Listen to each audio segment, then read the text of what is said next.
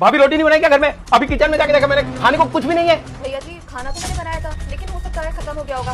वो ना मेरी बहन आ गई थी आज, तो उसने खा लिया होगा। मैं आपके लिए दोबारा खाना बना देती हूँ। क्या भाभी आपके रोज के नाटक है क्या? कभी भाई आ रहा कभी बहन आ रही है, आपके पियर वाले आते रहते हैं इधर, उनका पेट भरते रहो, हम भूखे बैठे रहे यहाँ पे। हम आपके कुछ नहीं लगते क्या इस घर में? आप गुस्सा क्यों कर रहे हो? मैंने इडली सांभर का घोल बना रखा है, मैं अभी इडली बना देती हूँ आपके लिए। मुझे नहीं खानी आपकी कोई इडली विडली, बाहर से जाके खाना खाऊंगा मैं। ऐसा नहीं चाहिए मुझे आपका ये।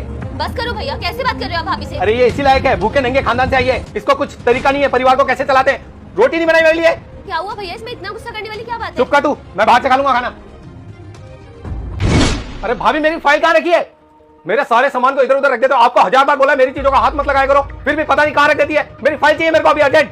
भैया जी आपकी फाइल ना मैंने संभाल कर रख दी है ड्रॉर में, आप हटिए मैं देख देती हूँ। 1000 बार बोला मेरे सामान को हाथ मत लगाया करो, आइंदा हाथ लगाया ना हाथ तोड़वा दूं आपके। भैया जी सामने ही तो रखी है आपकी फाइल। मंदबुद्धि, 1000 बार बोला मेरी चीजों का हाथ ही लगाएगी आप।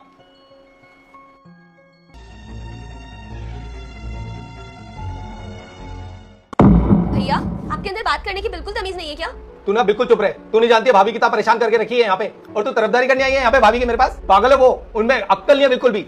हाँ भैया बिल्कुल सही कह रहे हो आप, भाभी एकदम पागल है। तभी तो वो हम सब लोगों के उठने से पहले उठ जाती है और हम सब लोगों के सोने के बाद इस घर में सोती है। पूरे घर को इतने अच्छे से मैनेज कर रखा है उन्होंने, सबका खाने पीने का, घर की साफ सफाई, मम्मी को दवाई कब लेनी है, पापा को चाय वाय कब बनाकर देनी है, सब कुछ बहुत अच्छे से ध्यान रखती है वो। जब भी मैं यहाँ पर रुकने के लिए आती हूँ, मेरी किसी भी चीज में खातिरदारी में 1% की कमी नहीं होने देती वो। क्यों? क्योंकि वो पागल है। और हाँ, आपकी अभी शादी नहीं हुई है, आपका सारा काम आई थिंक भाभी करती है। आप जो डेली गंदे कपड़े छोड़ जाते हो, आपको टाइम पे खाना चाहिए होता है, ये सब कुछ भाभी मैनेज करती है। क्यों मैनेज कर रही है? क्योंकि वो तो पागल है। भैया आप ना कभी एक औरत को समझ ही नहीं पाओगे कि एक औरत घर में कितना काम करती है।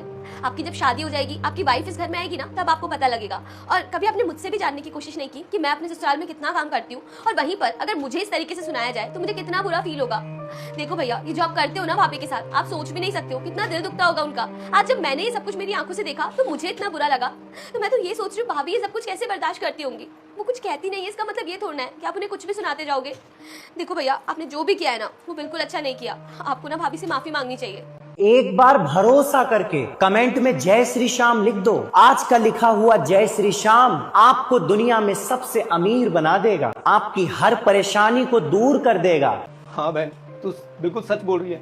मैंने सच में भाभी की कभी इज्जत नहीं की। अरे ऐसी भाभी तो ढूंढने से भी नहीं मिलती। ये हमारी कितनी कदर करती है, हमारा कितना ध्यान रखती है। मैंने हमेशा इन पे गुस्सा ही किया है। हाँ बहन, तो बिल्कुल सच बोल रही है, मुझे माफ़ी मांगनी चाहिए भाभी से। मैं बहुत शर्मिंदा हूँ अपनी गलती पे, और हो सके तो तू भी मुझे माफ़ करना। और मैं भाभी से भी माफ़ी मांगूंगा कि भाभी मैं आगे से ऐसा नहीं करूँगा। तूने मेरी आंखें खोल दी बेटा आज, थैंक यू सो मच। कोई बात नहीं भैया, मुझे जो लगा मैंने आपको बोल दिया। मैं तो अभी चल जाऊंगी, बट आगे से ध्यान रखना, भाभी को हर्ट मत करना कभी। ठीक है बहन, मैं चाय बना कर लाती हूँ। पक्का।